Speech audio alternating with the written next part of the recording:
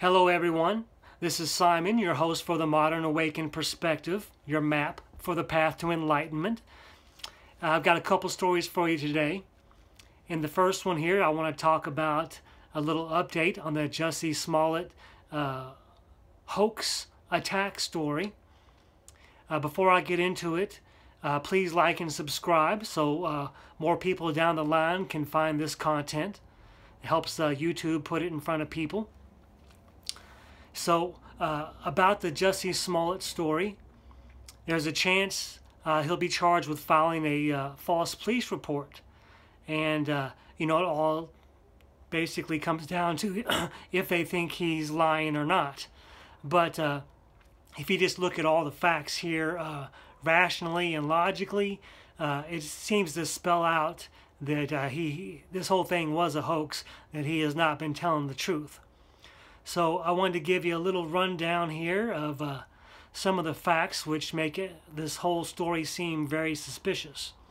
So in my opinion, he should definitely be charged with filing a false police report. And here's a little bit of the evidence that suggests that.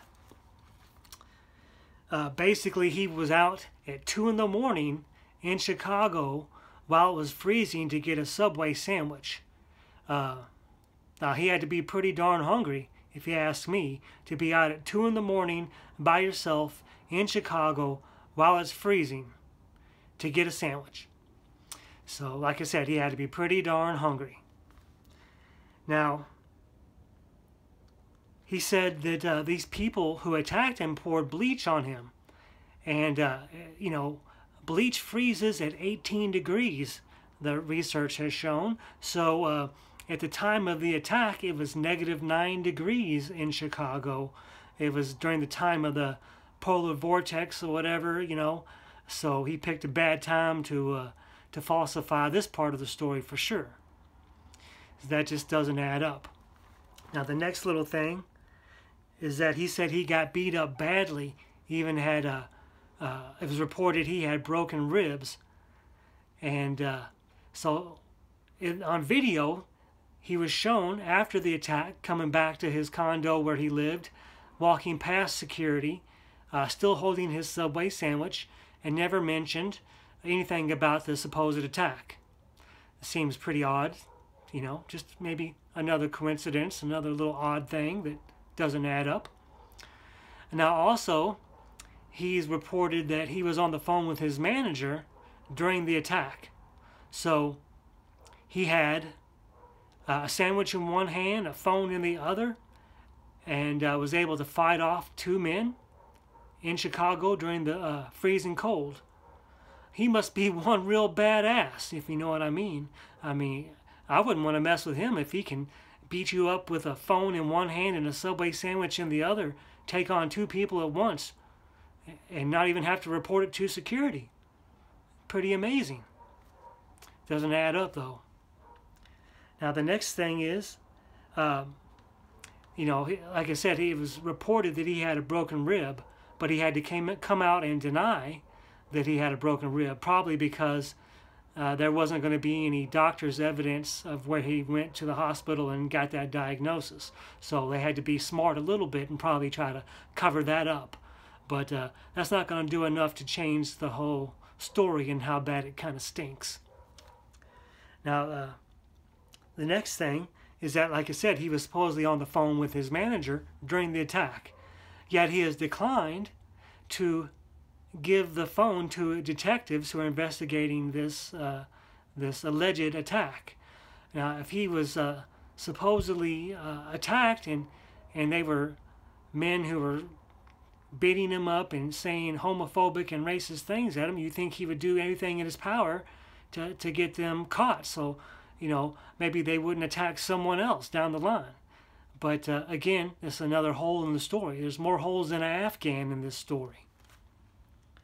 And like I said, he wouldn't give over his phone to detectives. That should be a big sign to them that he's lying.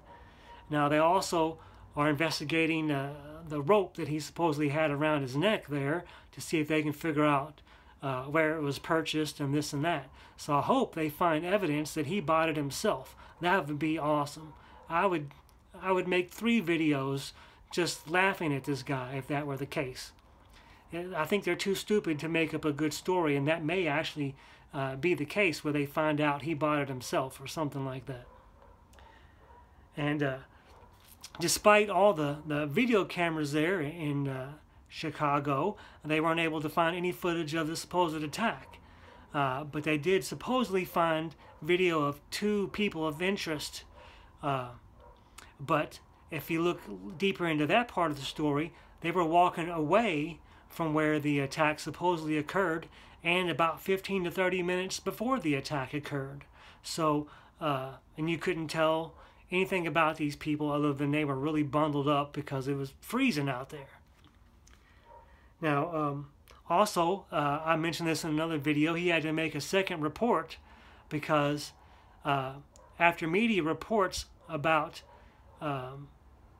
him claiming that they were saying this is MAGA country as they were kicking and beating him or whatever, that wasn't in his initial police report. And him being a known Trump hater, that it'd be pretty surprising that he would leave that out of his first report. So not only did he file 1 report, he's filed 2, and that should make it, you know, doubly bad if he filed 2 false police reports. So this is not going to be good for him if the truth actually comes out. And then finally, a few days after the supposed assault, he was able to make his public appearance and dance at a bar or whatever in West Hollywood.